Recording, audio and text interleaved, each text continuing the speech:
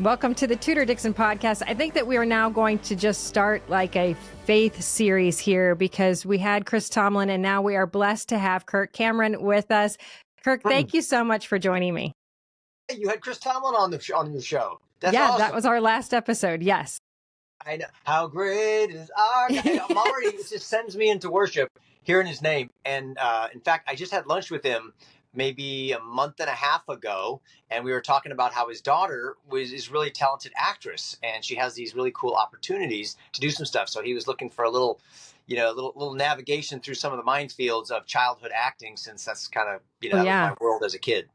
But that's cool. Thanks for having me on. No, that's funny because when he came on, I was like, that song, I told him that was one of my labor songs when I had my first daughter. So it's funny that that's the song you brought up because that was also my song.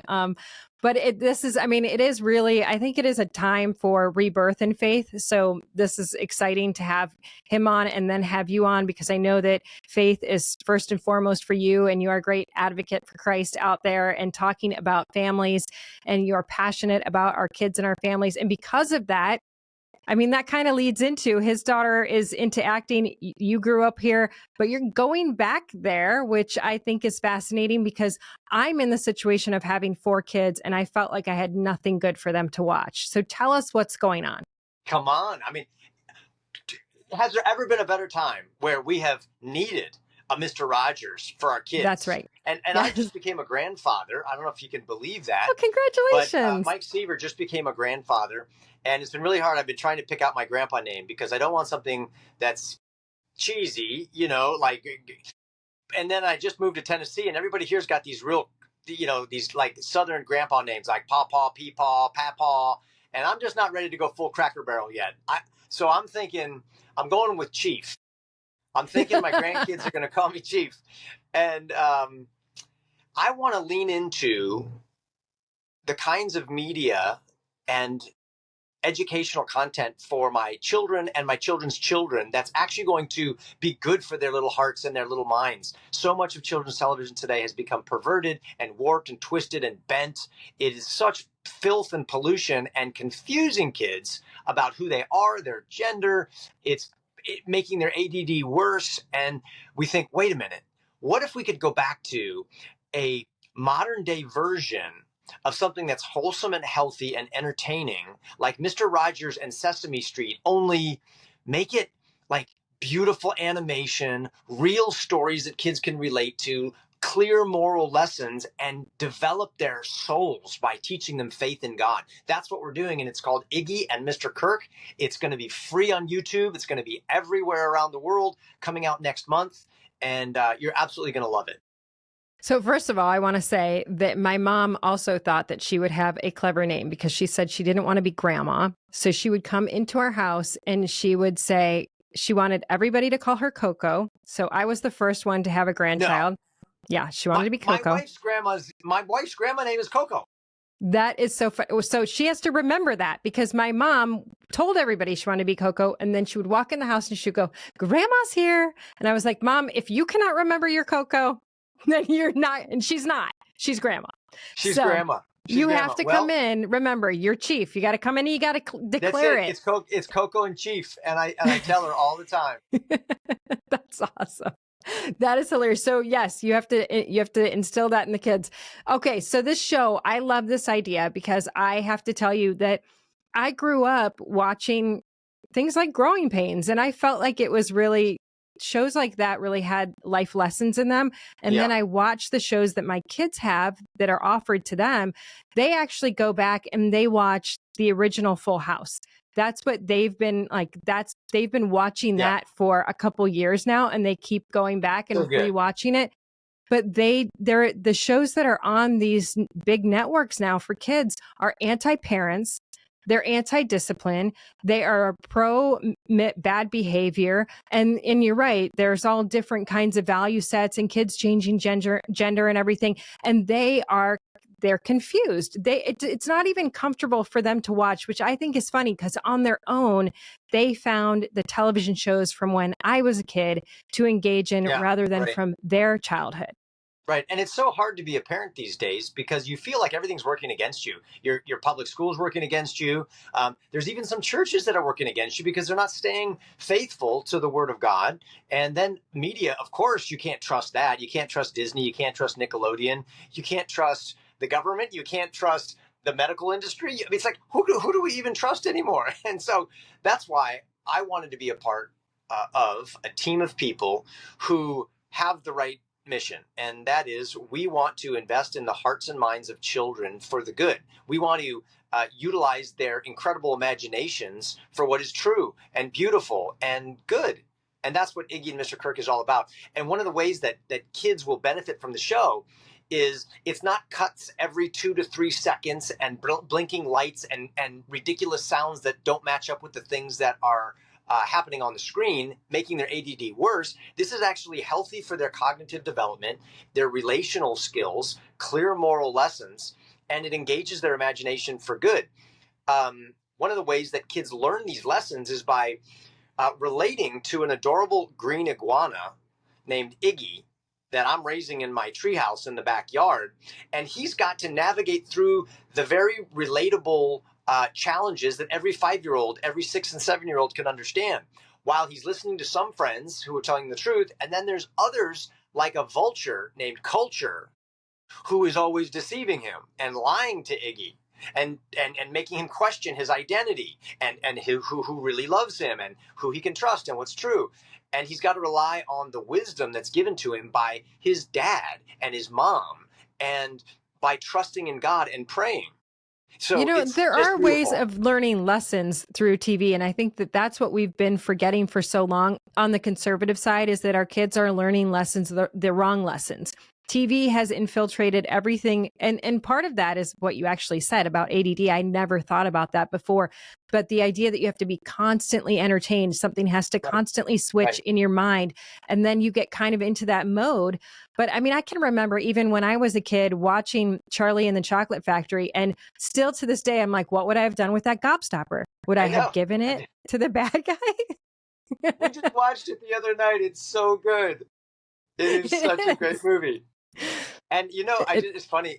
This is a completely random tie-in, but the Gobstopper and Willy Wonka. When he handed out those 5 golden tickets, that's all I could think of when I just read in the news about how Trump is now offering the gold card for $5 million for people in other countries to get instant citizenship in the United States. I'm like, he's the Willy Wonka of immigration. Totally. He's like, here's your gold card, $5 million, please. And I thought, wow, this guy's pulling ideas out of I don't know where and creating opportunities for America. It's pretty incredible. Anyway, but he's showing real leadership, and that honestly, that's what I think, that you start from little kids to show what leadership is. And you make such a great point of there's constantly going to be people pulling at you saying, and culture pulling at you saying, this is where you should be. And you can lose your identity really quickly in this world. Mm-hmm. But if you are grounded in Christ, then you know your identity. So is that at all tied into the show? I wouldn't characterize our show as a religious show, like, to your point about Christ. Neither would I categorize it as a political or racist or a racism show. I would say that it's a show about what is true and beautiful and good to help children be healthy. And it includes issues like identity, like purpose, faith in God and in his word. We pray together. And it deals with issues even like warning about the dangers of socialism with an episode called The Island of Free Ice Cream. But like I said, it's not couched as a political or a religious show. It's a good show for children and their parents that they can trust. Okay, so I keep hearing that these are hard things to do, though, because you're kind of fighting against this Hollywood machine, and you were a part of that machine when you were a kid. So you saw the other side of it. But what's it like now? How much do you think it's changed from when you were a child, and how do you fight against that? How do you fund something like this? Yeah.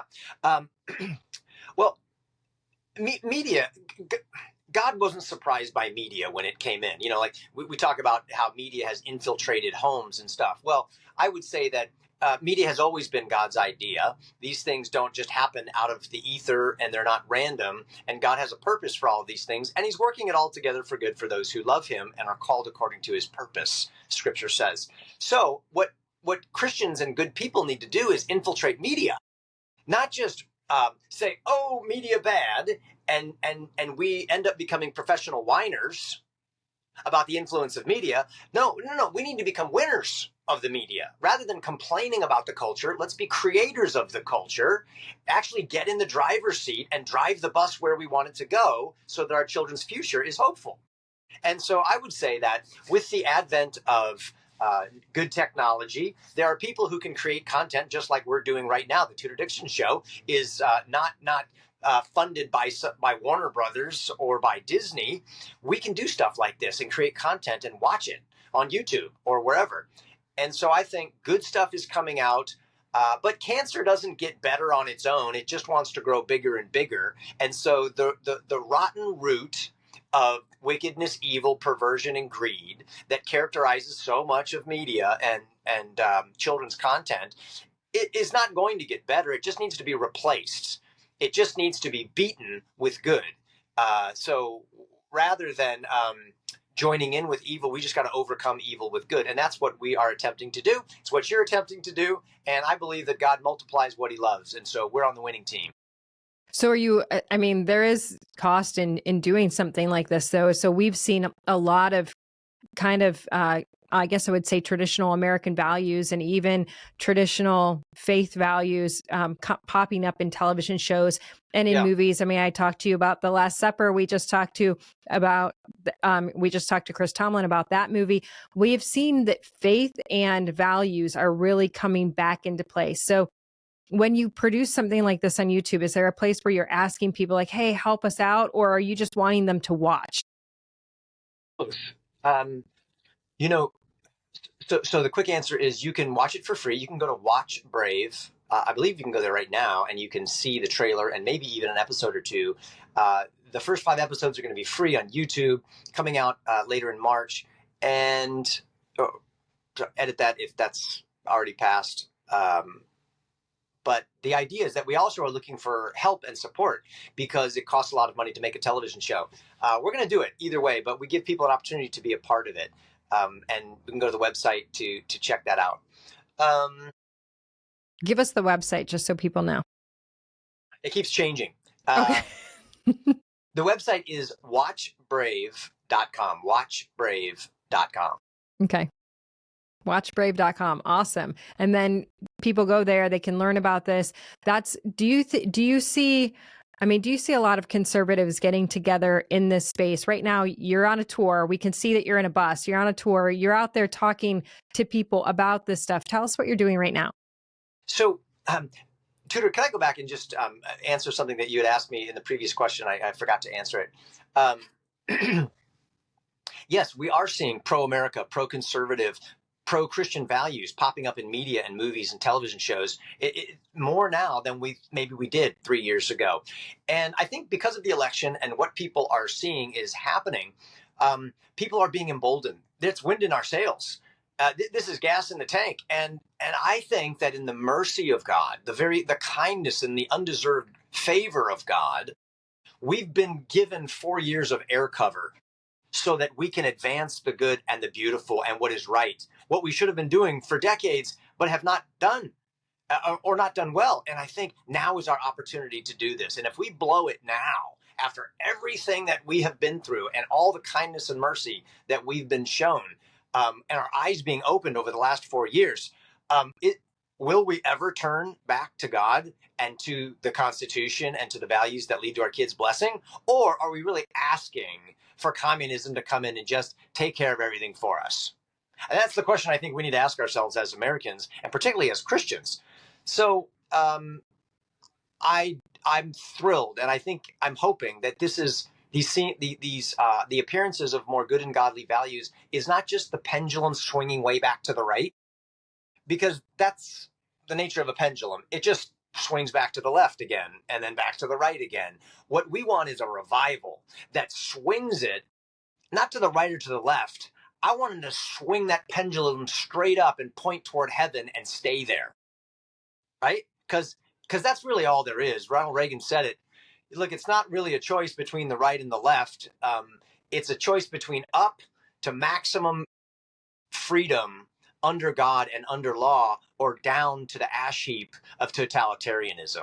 Mm-hmm. And that's what we've got to decide.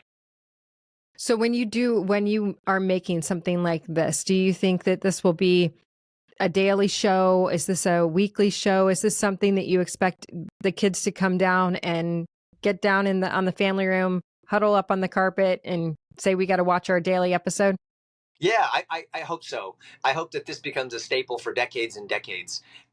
Just like Mr. Rogers, or just like Little House on the Prairie, or just like Happy Days, or I Love Lucy, or just like Growing Pains and Full House. I'm hoping that for little kids, 5-year-olds, 6, 7-year-olds, this is going to be a tool in parents' toolbox that the kids love and that parents can trust. And you can watch seasons at a time with the streaming services that it's platforming on.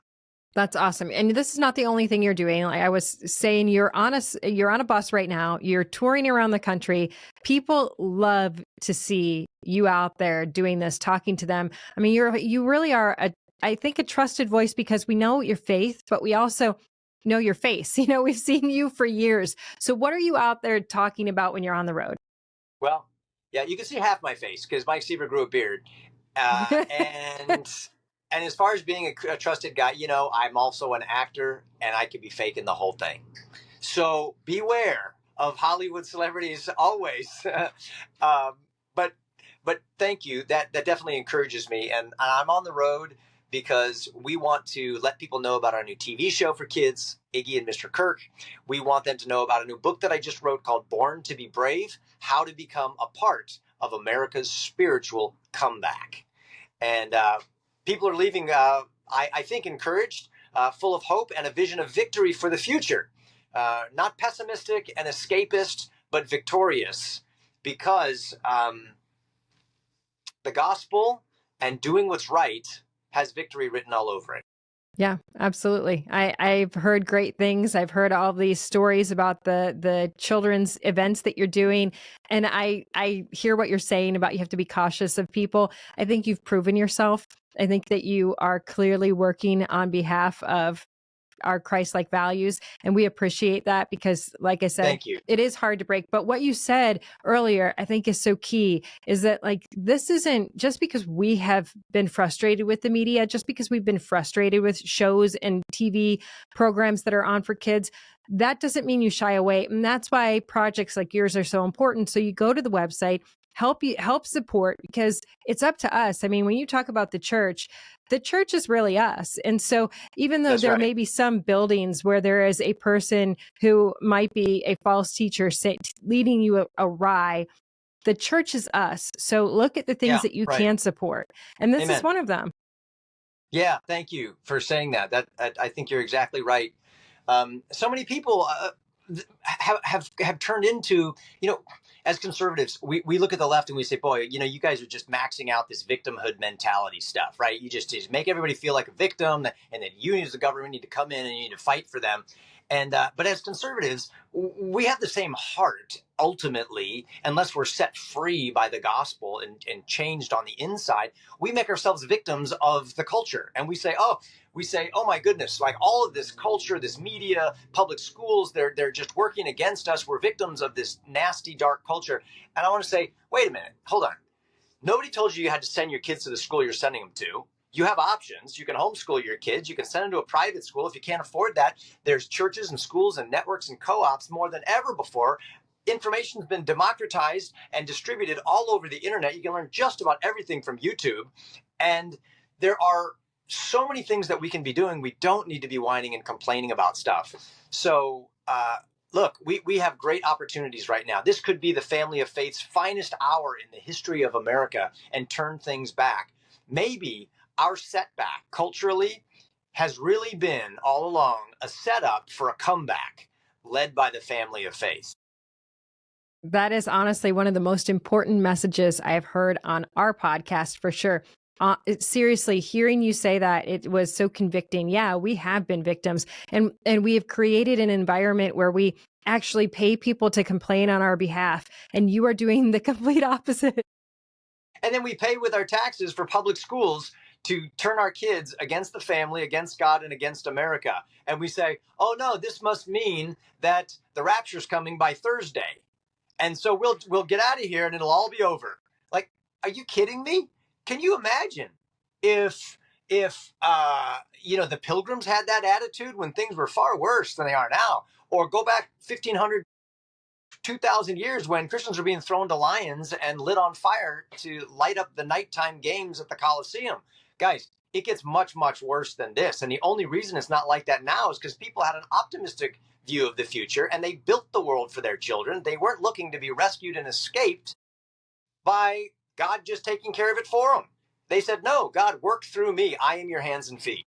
So if this is anything like what the show is like, I encourage people to definitely go there, watch it, have your kids watch it, because you are exactly the voice we need right now. The idea that someone is going to come with positivity, optimism, and Christ and light is so important. And that's what we've been looking for. So I appreciate you so much. I think you're awesome. I think what you're doing is amazing. And I'm so glad you came on today. Thank you so much, Tudor. Keep up the great work. Your voice is so important. Your producer is doing such a great job. And let's keep working together. And again, I believe that the Lord multiplies what he loves. That's right. Absolutely. Well, Kirk Cameron, we appreciate you. Thank you. Thanks. Have a great one. Absolutely. Thank all of you for listening to the Tudor Dixon Podcast. Check us out on the iHeartRadio app, Apple Podcasts, or wherever you get your podcasts, and join us next time. Have a blessed day.